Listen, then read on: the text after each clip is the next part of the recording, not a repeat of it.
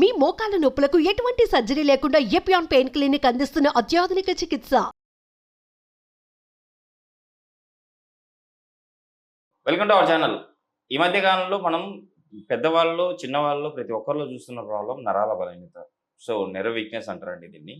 So ఈ ప్రాబ్లంకి చక్కటి రెమెడీ ఉంది. నేను చెప్పినట్టు చేస్తే షూర్గా ఆయుర్వేదం ప్రకారం ఈ ప్రాబ్లం నుంచి మనం బయటపడవచ్చు అని చెప్పేసి అంటున్నారు.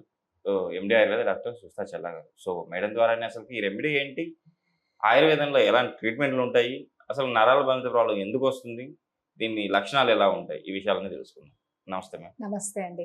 మేడం, ఫస్ట్ యాక్చువల్లీ నరాల బలహీనత అంటే ప్రతి ఒక్కరూ అరికాల మంటలు, కాళ్ళ తిమ్మిర్లు అనుకుంటారు. సో అది కాకుండా ఇంకేమైనా లక్షణాలు ఉంటాయా? మామూలుగా మనకి మజిల్స్, మన బాడీ సిస్టమ్ చూసినట్టయితే మనకి స్కెల్టన్ సిస్టమ్ ఒకటి, మస్కులేటరీ సిస్టమ్ ఒకటి. ఇవి రెండు కూడా మనం నడవడానికి, లోకోమోషన్ అంటే అన్ని మూమెంట్స్కి ఇవి మనకి హెల్ప్ అవుతాయి. సో ఏ మజిల్ అయినా కూడా మూవ్ అవ్వాలి అని అంటే దానికి నర్వస్ సిస్టమ్ యొక్క కనెక్షన్ ఉంటేనే పర్టికులర్గా ఆ మజిల్ అనేది వర్క్ చేస్తుంది. సో ఎప్పుడైతే మనకి నర్వ్స్ యొక్క వీక్నెస్ ఉంటుందో, అంటే నర్వస్ సిస్టమ్ నుండి రావాల్సిన ఇంపల్సెస్, కరెంట్ లాగా రావాల్సిన ఇంపల్సెస్ ఎప్పుడైతే కూడా తక్కువగా వస్తూ ఉంటాయో అప్పుడు మనకి పర్టికులర్ ఆర్గానికి సరిగా అందదు కాబట్టి తిమ్మిర్లు వచ్చినట్టు అనిపించడము, లేకపోతే కొంతమందికి అయితే గ్రిప్ సరిగా లేనట్టు అనిపించడము. అండ్ కొంతమందికి అయితే ఇప్పుడు ఒకవేళ అది ఫేస్కి సంబంధించిన నరాల్లో వచ్చింది అనుకోండి, ఫేస్కి సంబంధించిన నవ్వాలి అన్నా, నోరు క్లోజ్ చేయాలన్నా, కళ్ళు ముయ్యాలి అన్నా, ఇప్పుడు మనం కళ్ళు ముయ్యాలంటే ఒక నర్వ్ అవసరం. ఆ నర్వ్ సరిగా పనిచేయకపోతే కళ్ళు మూసుకోవడంలో ఇబ్బంది, అంటే సరిగా మూసుకోలేకపోవడం. అండ్ ఇది నోరు మనకి గ్రిప్ ఉండాలి, మనం తాగినప్పుడు వాటర్ బయటికి రాకుండా, మాట్లాడేటప్పుడు సరిగా మాట్లాడాలన్నా ఈ మజిల్స్ కి ఒక నర్వ్ సప్లై చేస్తుంది. అది బాగుంటాయి. ఫేషియల్ నర్వ్ అనేది కరెక్ట్ గా వర్క్ చేసినప్పుడు మనకి ఈ ప్రాబ్లం. ఎప్పుడైతే ఆ నర్వ్ వీక్ అయింది అనుకోండి, ఇప్పుడు బెల్స్ పాలసీ అట్లాంటి వాటిలో ఆ నర్వ్ అనేది సరిగా పనిచేయకపోవడము, అలా వీక్ అయినప్పుడు వాళ్ళకి ఎలా ఉంటది, ముఖపక్షవాతం అంటాం. వాళ్ళు నవ్వినా కూడా ఒక పక్కకి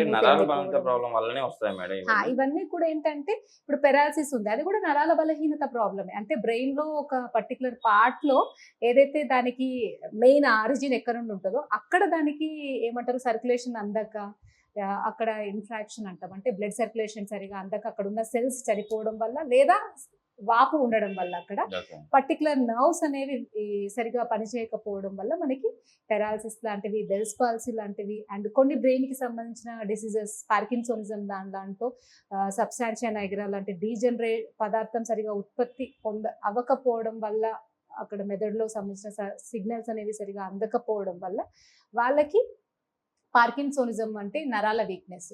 అండ్ మతిమరుపు కూడా మనకి నరాలకి సంబంధించినటువంటి ప్రాబ్లమే. అంటే నరాలు వీక్ అవ్వడం వల్ల, మెదడుకి సంబంధించిన నరాలు వీక్ అవ్వడం వల్ల, ఒక ఏరియాలో ఉన్న వీక్ అవ్వడం వల్ల సరిగా గుర్తు పెట్టుకోలేకపోవడం, మతిమరుపు లాంటివి. ఇలా చిన్నవి, అంటే తిమ్మిరి రావడము అన్న చిన్న లక్షణం నుండి పెద్దవైనటువంటి గ్రిప్ అసలే లేకపోవడము, నడవలేకపోవడము, మర్చిపోవడము, ఇవన్నీ అన్నీ కూడా మనము నరాల వీక్నెస్ కిందనే తీసుకుంటాం. అసలు ఈ ప్రాబ్లం ఎందుకు వస్తుంది మేడం? ఫస్ట్ నార్మల్ గా అయితే మనం ఇంతకు ముందు అనుకున్నట్టుగా నర్వస్ సిస్టమ్ అనేది ఒక సిస్టమ్. సో దానికి సరైనటువంటి రక్త సరఫరా అనేది అందాలి. అండ్ దానికి సరైనటువంటి రక్త సరఫరా ఒకవేళ అందకపోయినట్టయితే ఆ పర్టికులర్ నర్వ్స్ అనేవి వీక్ అవుతాయి. ఇప్పుడు ఎగ్జాంపుల్ తీసుకున్నట్టే కంటికి మనకి ఆప్టిక్ నర్వ్ అనేది చాలా అవసరం, మనం చూడాలి అని అనుకుంటే. ఎప్పుడైతే కంటికి సంబంధించి ఆప్టిక్ నర్వ్కి సరైనటువంటి రక్త ప్రసరణ లేక ఆప్టిక్ నర్వ్ ఎండిపోయింది అనుకోండి, దాన్ని మనం ఆప్టిక్ ఎట్రోపీ అంటాం. ఆ కండిషన్ లో ఆ నర్వ్ ఎండిపోవడం వల్ల, నర్వ్కి సరైన రక్త ప్రసరణ లేకపోవడం వల్ల, లేదా నర్వులో ఇన్ఫెక్షన్ వల్ల, లేదా ఏ కారణాల వల్ల అయినా వాపు జరిగినప్పుడు చూపుకి సంబంధించినటువంటి ప్రాబ్లమ్స్ వస్తాయి. అదే విధంగా సర్వైకల్ రీజన్, అంటే ఇప్పుడు మనకి మెడకి సంబంధించినటువంటి బోన్స్ నుండి, అంటే స్పైనల్ కార్డ్ నుండి మనకి చేతులకి అండ్ నార్మల్ గా బాడీకి నరాలు అనేది సప్లై అవుతుంది. దానికి సంబంధించి ఒకవేళ ఏమైనా డిస్క్ బల్జెస్ ఉండి సర్క్యులేషన్ దానికి సరైనటువంటి సర్క్యులేషన్ అందకపోతే అప్పుడు మనకి మెడ నొప్పి, చేతి గ్రిప్ కోల్పోవడము, చేతికి తిమ్మిర్లు రావడము, అలాంటి లక్షణాలు ఉంటాయి. ఇలా కాదు, టోటల్గా నర్వస్ సిస్టమే కొంచెం వీక్గా ఉందనుకోండి, వాళ్ళకి ఏంటి అంటే కొంచెం దూరం నడవగానే అలసిపోవడం, టోటల్ బాడీ వీక్ అయిపోవడం, అలాంటి లక్షణాలు ఉంటాయి. అలా ఒక ఏరియాలో మనకి నర్వస్ సిస్టమ్కి సంబంధించి వీక్నెస్ వల్ల లక్షణాలు ఉండొచ్చు, టోటల్ బాడీకి ఉండొచ్చు, లేదా హాఫ్ బాడీకి ఉండొచ్చు. మనం ఇంతకుముందు అన్నట్టు పెరాలసిస్ లాంటి డిసీజెస్లో హాఫ్ బాడీలో వీక్నెస్ ఉంటుంది. అలా పర్టికులర్ నర్వ్కి సరైనటువంటి బ్లడ్ సర్క్యులేషన్ అందకపోయినా, లేదా పర్టికులర్ నర్వ్కి ఇన్ఫ్లమేషన్ లాంటివి, నర్వ్లో వాపు వచ్చినా కూడా మనకి ఈ నరాలకి సంబంధించినటువంటి బలహీనతలు అండ్ నరాలకు సంబంధించిన వీక్నెస్ అనేది మనం చూస్తూ ఉంటాం. ఓకే.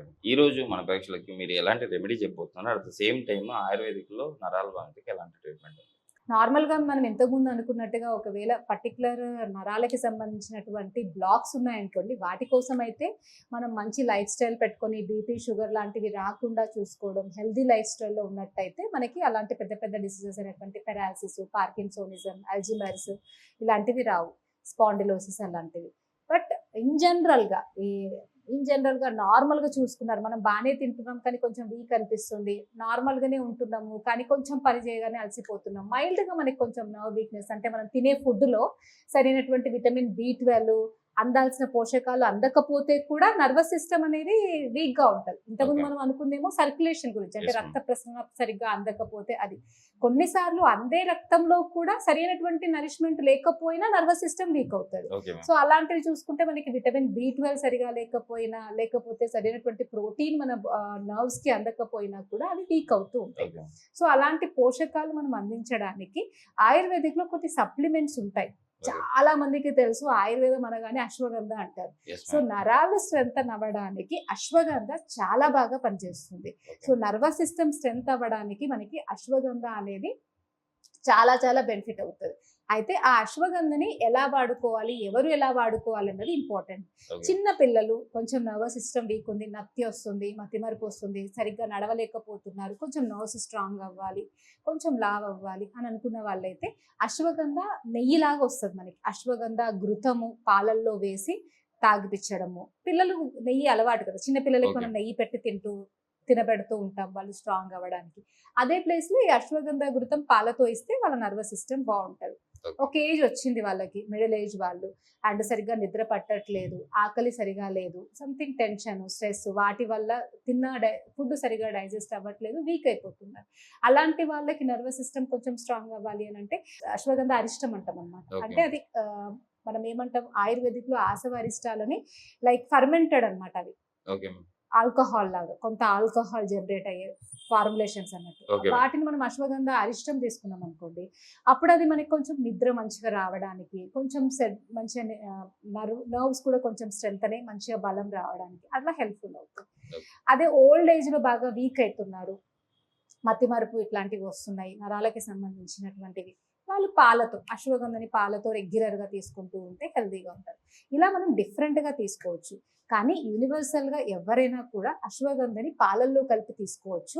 కొంతమందికి అశ్వగంధ తీసుకుంటే హీట్ చేస్తారు. అలాంటి వాళ్ళకి మనం ఏంటంటే శతావరి కల్పిస్తాం కొంతమందికి అతిమధురంని దాంట్లో కలిపి ఇస్తాం. Okay so ma'am. జనరల్ గా అలా హీట్ ఉన్న వాళ్ళు అశ్వగంధని శతావరితో కలిపి పాలల్లో కలిపి తీసుకున్నట్టయితే నర్వ్స్ స్ట్రాంగ్ గా ఉంటాయి, బలంగా ఉంటారు, హెల్దీగా ఉంటారు, ఇమ్యూనిటీ కూడా చాలా బాగా ఉంటుంది. నిజంగా మేడం, ఈ రోజు ఆయుర్వేదిక్ ప్రకారం నరాల బాధితులను ఎలా తగ్గించుకోని చెప్పి చాలా చక్కగా వివరించారు. Thank you. Thank you.